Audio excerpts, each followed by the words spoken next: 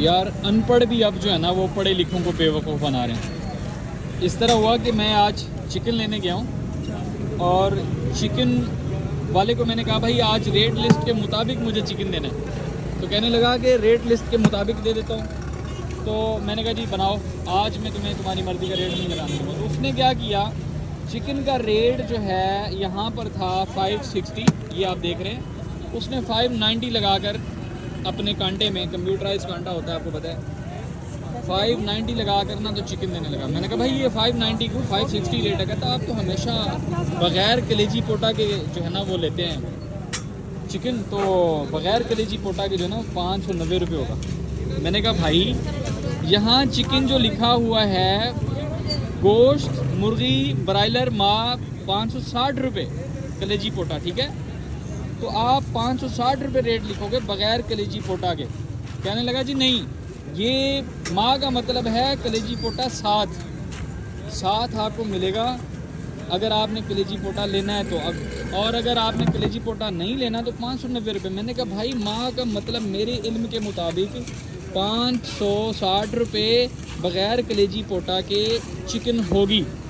اس چیز کو بحث کر لی. اس نے کہا جی ایسا ہے ہی نہیں, ماں کا مطلب ہوتا ہے ساتھ. تو میں وہاں پر حیران ہو گیا, کنفیوز ہو گیا کہ یار یہ بندہ پڑھا لکھا نہیں ہے. میں نے الحمدللہ گریجویشن کی ہے, تو میں مطلب کہ ایک بندہ یہ کہہ رہا ہوں اردو کا یہ لفظ ماں کا مطلب ہو گیا علاوہ, تو یہ کہہ رہا ہے کہ ماں کا مطلب ساتھ. تو میں نے اپنے استاد کو کال کی, استاد محترم کہہ رہے ہیں کہ یار یہ بندہ کنفیوز کر رہا ہے. اردو کے ٹیچر کو کال کی, وہ کہتا آپ کو کنفیوز کر رہا ہے, مجھے بھی سمجھ خاص نہیں آ رہی بما. اور جب دونوں استاد شاگرد نے روشنی ڈالی, گوگل کا سہارا لیا, تو پھر فائنل نتیجہ یہ نکلا کہ ماں کا مطلب ہوتا ہے علاوہ, بما کا مطلب ہوتا ہے ساتھ.